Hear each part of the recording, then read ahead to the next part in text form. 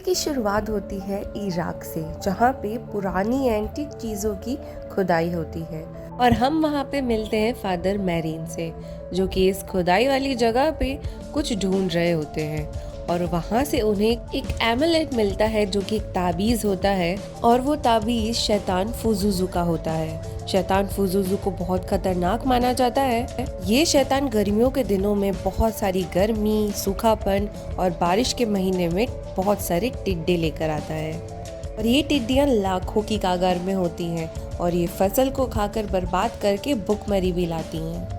अब हम ये भी जान लेते हैं कि ये जो फैजुजू नामक शैतान है, इसका एक दुश्मन भी है जिसका नाम है लमेस्टू, और लमेस्टू कोई और नहीं, खुद एक शैतान ही है।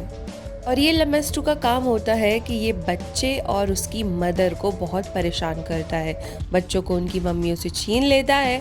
यही सब आदि काम लमेस्टू के होते हैं, और उन बच्चों का खून पी लेता है।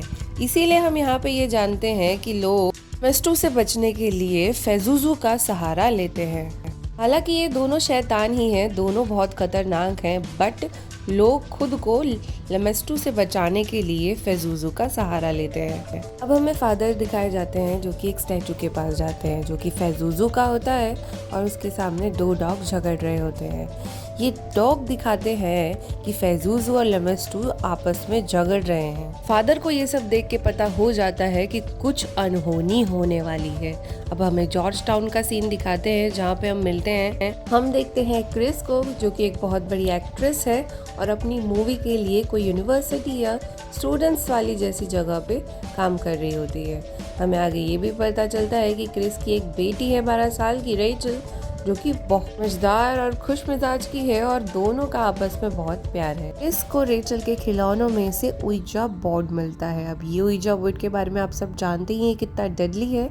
ये देखकर क्रिस थोड़ी परेशान होती है, बट ज़्यादा सीरियस नहीं लेती बात को, और रेचल से पूछती है कि ये तुम किसके साथ खेलती हो। वो ये बोलती है कि मैं अकेली नहीं खेलती, मिस्टर हाउडी के साथ खेलती हूँ, और हम दोनों इसे बहुत बार खेल चुके हैं।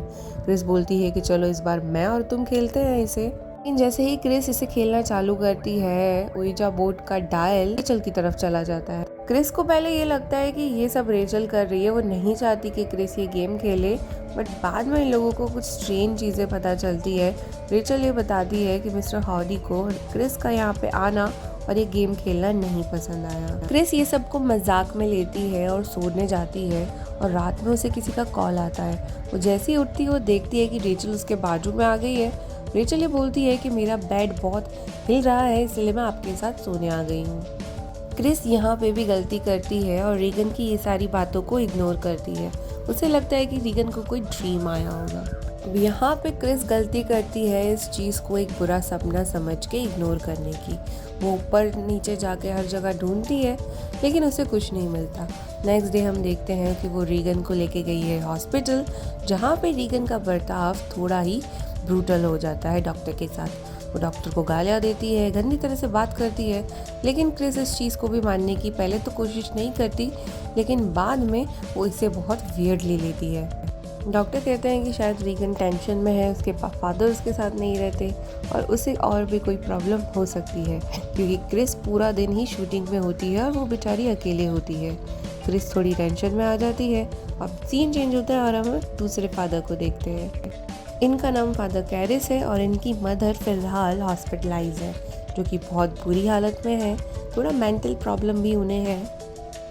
फादर कैरिस की मदर का पैर भी फ्रैक्चर्ड होता है। वो किसी को अपना इलाज कराने नहीं देती, और इसी चक्कर में इन्हें इस मेंटल हॉस्पिटल में डालना पड़ता है। और हम ये देखते हैं कि इसी हॉस्पिटल में फादर कैरिस की मदर की डेथ भी हो जाती है।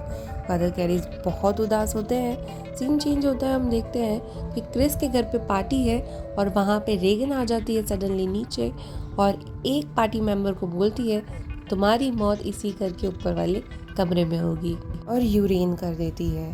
क्रिस उसे लेकर ऊपर जाती है, नहलाती है, अच्छे से सुलाती है, और वो परेशान भी होती है कि आखिर ये सब क्या हो रहा है। हम देखते हैं कि रेगन के रूम का बेड बहुत बुरी तरह हिल रहा होता है। ये सब क्रिस देख के बहुत चौंक जाती है और वापस से रेगन को हॉस्पिटल लेके जाती है। यहाँ पे भी हम रीगन को बहुत गंदी तरह से बात करते हुए देखते हैं, स्प्लिट करते हुए देखते हैं नर्सेस पे, डॉक्टर पे, और बार बार यही वो बोलती है कि मुझे कुछ नहीं हुआ है। लेकिन दिन प्रतिदिन उसकी हालत बिगड़ती जा रही थी। उसके साथ बहुत सारी पैरानॉर्मल चीज़ें हो रही थी जो डॉक्टर्स और क्रिस के लिए समझना मुश्किल था। रीगन बार बार यही चीज़ बोलती है कि मुझे बचाओ वरना ये मुझे मार देगा, और इन सब की आंखों के सामने ही रीगन पोजेस हो जाती है। डॉक्टर्स की कुछ समझ नहीं आता। तो हम देखते हैं कि क्रिस का फ्रेंड बर्ग वहाँ पे आता है, जिसको रीगन बहुत बुरी तरह मार देती है। दूसरा ऑप्शन नहीं था। एक रात हम देखते हैं कि रीगन अपने घर पे स्टेप से उल्टे सर आ रही होती है। इस हालत में उसके मुंह से खून भी निकल रहा होता है। ये सब देख के क्रिस बहुत परेशान हो जाती है। एंड ट्रस्ट मी, ये आइकॉनिक सीन जितना मैं बता रही हूँ उससे ज़्यादा खतरनाक है। अब हॉस्पिटल में हम रीगन को देखते हैं, उसके ऊपर कोई चीज़ काम नहीं कर रही होती। साइकेट्रिस्ट भी वहाँ आ जाते हैं और रीगन के सारे टेस्ट भी नॉर्मल होते हैं। सब लोग समझ नहीं पाते कि आखिर इसे हुआ क्या है।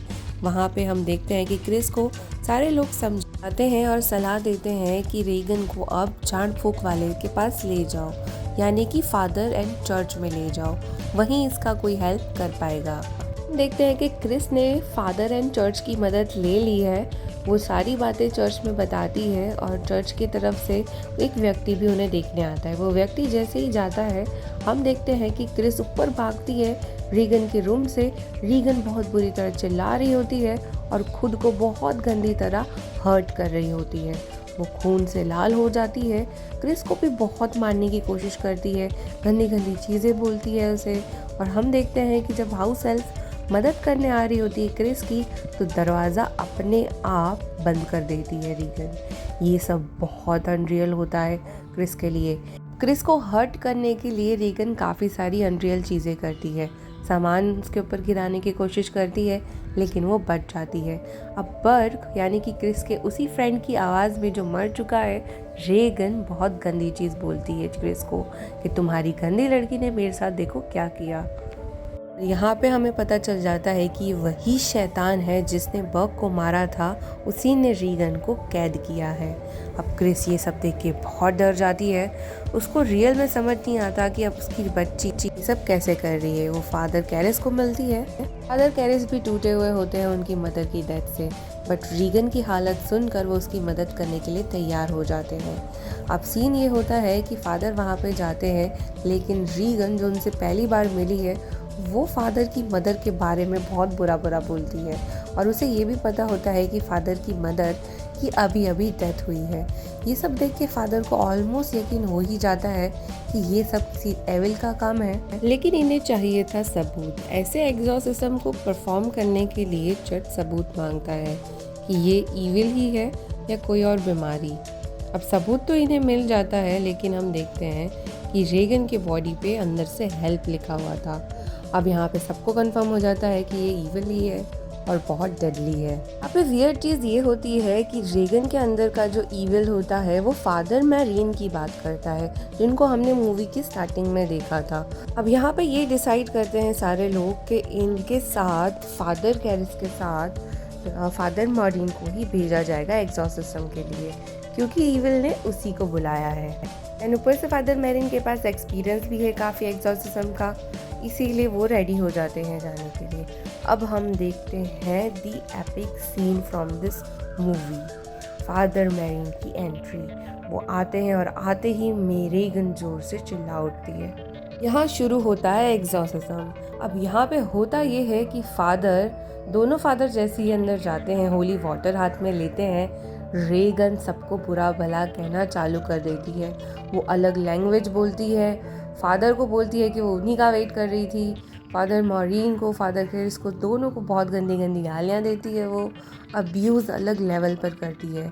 रीगन का बेड भी फ्लोट करने लगता है। वो पहले तो बहुत हंसती है, ऐसे कि वो इन सबको टॉर्चर देकर, बुरी बुरी बातें बोलकर फंसा लेगी अपनी बातों में, लेकिन फादर पहले ही बोल देते हैं कि अपना मनोबल स्ट्रॉन्ग रखना। अब हम देखते हैं कि रीगन फ्लोट करने लगती है हवा में। फादर उसके ऊपर होली वाटर डालते हैं और वैसे ही फादर की हालत ख़राब हो जाती है। वो एविल रीगन के बाहर निकलता है और ब्रूटली रॉर करता है। बुरा भला बोलकर काम नहीं बना, तो इस एविल ने सिंपैथी का सहारा लिया वो फादर कैरिस की मदर जो कि मर चुकी है उनकी आवाज़ में बात करने लगा। फादर कैरिस बहुत डर जाते हैं, मानो वो अपने आप को काबू ही नहीं कर पाते हैं। उनको रियलिटी और क्या हो रहा है उसमें फ़र्क ही नहीं पता चलता और डेविल कहीं ना कहीं जीत ही रहा था। उसने अंदर फादर कैरिस को तोड़ दिया था और फादर कैरिस 2 मिनट के लिए बाहर जाते हैं और वापस आके देखते हैं तो एविल की हालत ख़राब होती है और साथ ही साथ फादर मैरीन की भी। अब फादर मैरीन मर चुके होते हैं, उन्हें इस ईविल ने मार दिया था। अब यहाँ पे फादर कैरिस क्या करते हैं कि वो शैतान को बोलते हैं कि रेगन की बॉडी से निकल के मेरी बॉडी में आ जाओ। शैतान यही करता है और इस शैतान से बचने के लिए और दूसरों को बचाने के लिए फादर कैरिस खिड़की से कूद के अपनी जान दे देते हैं कि इस सेक्रीफाइस से रेगन की ज़िंदगी बदल जाती है। रेगन खुद को इसी हालत में पाती है और अब हम उसके दूसरी तरफ देखते हैं कि वो काफ़ी महीनों बाद अपने आप को बेटर फील कर रही होती है और हम देखते हैं कि ये दोनों जन इस घर को छोड़कर बाहर जा रहे होते हैं। मूवी यहीं ख़त्म होती है।